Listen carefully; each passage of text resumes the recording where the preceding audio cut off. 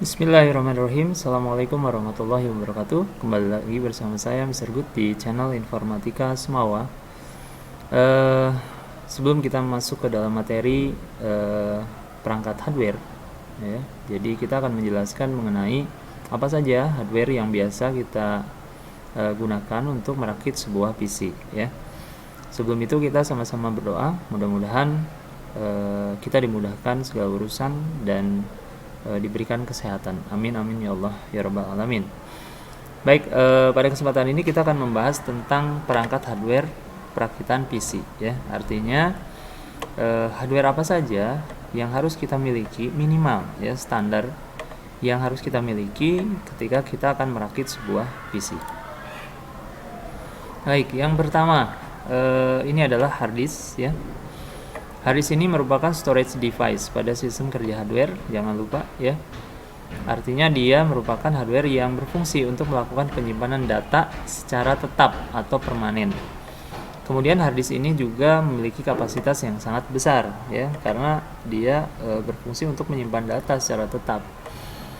Artinya kita harus memiliki kapasitas yang besar juga. Kemudian dia disimpan dalam jangka waktu yang lama, artinya dia bisa dibuka kapanpun ya kita mau. Next, selanjutnya RAM ya. RAM ini adalah Random Access Memory ya. Artinya dia berfungsi sebagai storage device juga ya. Hanya dia penyimpanannya, datanya bersifat sementara. Kemudian apa yang dia simpan kalau sementara ya? Yang dia simpan adalah sebuah proses yang sedang dijalankan. Artinya ketika kalian membuka sebuah aplikasi ya, kemudian membuka games, membuka YouTube dan lain sebagainya, proses yang sedang berjalan itu disimpan oleh RAM ya.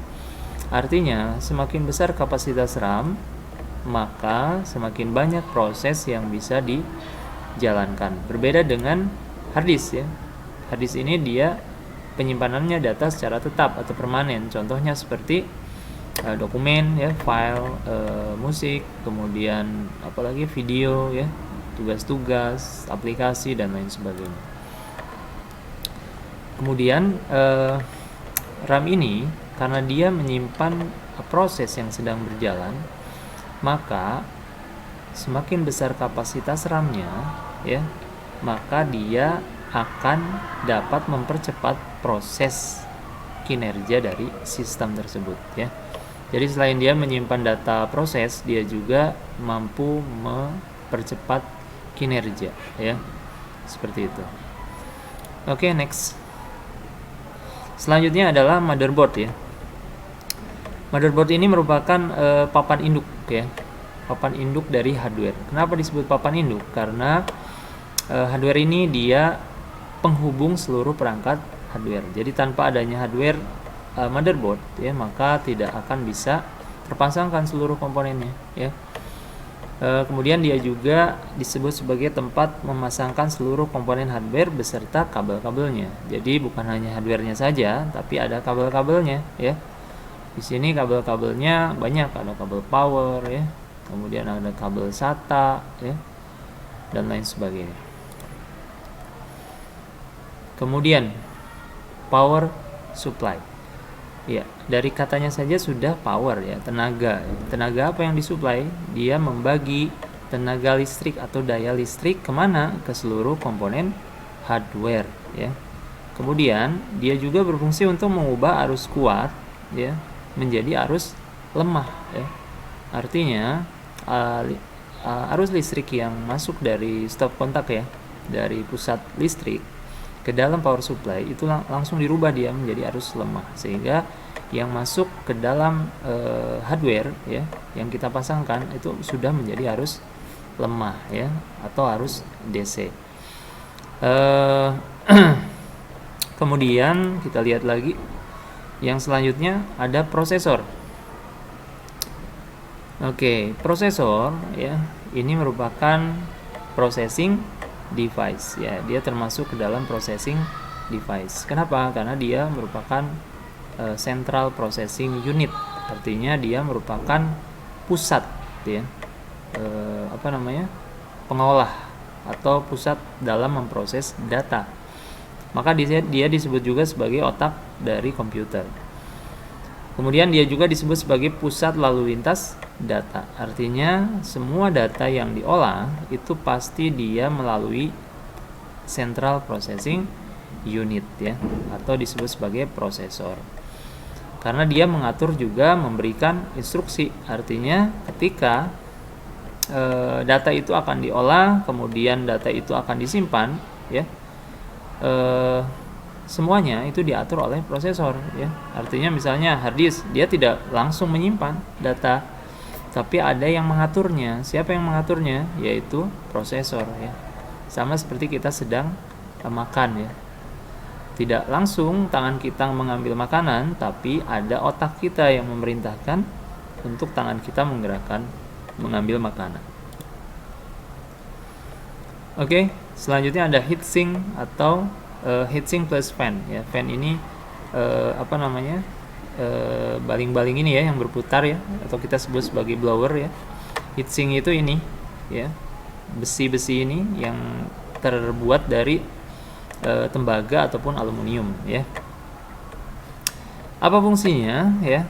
Heatsink ini berfungsi sebagai konduktor. Artinya apa? Ketika di sini prosesor, dia sebagai pengatur atau memberikan instruksi atau pusat lalu lintas data, dia bekerja sangat keras ya. Maka dia akan mengeluarkan suhu panas. Kemudian heatsink ya. Heatsink ini dia berfungsi sebagai konduktor, artinya dia akan akan menyerap gitu ya, atau dia sebagai penghantar panas ya dari prosesor ke dalam heatsink. Maka heatsink ini akan panas pada prosesor akan rata pada heatsink tersebut ya. Nah, di atas heatsink itu ada kipas atau fan ini yang berputar, di bawahnya ada heatsink. Dia akan membuang suhu panas pada heatsink ya.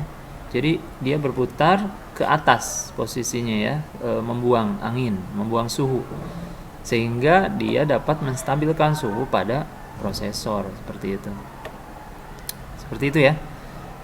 Jadi heatsink dan fan ini sangat-sangat sangat-sangat penting ya untuk kita pasangkan, karena jika otak komputernya dia bermasalah, maka komputer akan mati ya.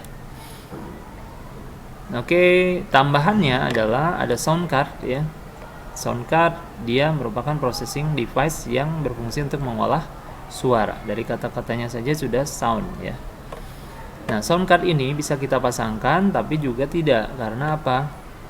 Karena pada motherboard ya, itu sudah terdapat bawaan dari sound card atau onboard sebutannya ya, onboard. Jadi kita tidak perlu lagi membeli sound card ya. Tetapi jika kita ingin mendapatkan kualitas suara yang lebih baik lagi, kalian bisa membeli sound card terpisah ya. Kemudian ada lagi yang namanya VGA card ya. VGA card ini dia berfungsi untuk mengolah warna, gambar, video, dan resolusi. Jadi hubungannya dengan kualitas gambar ya. Dia juga sebagai unit processing device. Dia fungsinya untuk melakukan pemrosesan yang berupa warna, gambar, video, dan lain sebagainya. Sama untuk VGA pun motherboard itu sudah menyediakan VGA tersendiri. Tapi jika kita ingin bermain games dengan resolusi yang sangat tinggi, maka kita harus membeli VGA card secara terpisah dengan kapasitas yang besar seperti itu. Kemudian ya sudah ya materi untuk hardware apa saja yang biasa kita rakit sudah cukup ya. Yang lainnya itu sebagai opsi tambahan saja ya, tapi yang wajib kalian miliki adalah yang barusan kita sebutkan. Selain daripada itu adalah seperti monitor ya, kemudian kabel power ya, itu tambahan, opsi tambahan yang harus kalian miliki, keyboard, mouse, dan lain sebagainya. Itu saja mungkin yang dapat saya sampaikan. Mudah-mudahan ilmunya dapat bermanfaat ya, dan bisa kalian bagikan kepada yang lain. Terima kasih atas segala perhatiannya. Mohon maaf atas segala kekurangannya. Subhanakallahumma wa bihamdika asyhadu an la ilaha illa anta astaghfiruka wa atubu ilaik. Assalamualaikum warahmatullahi wabarakatuh.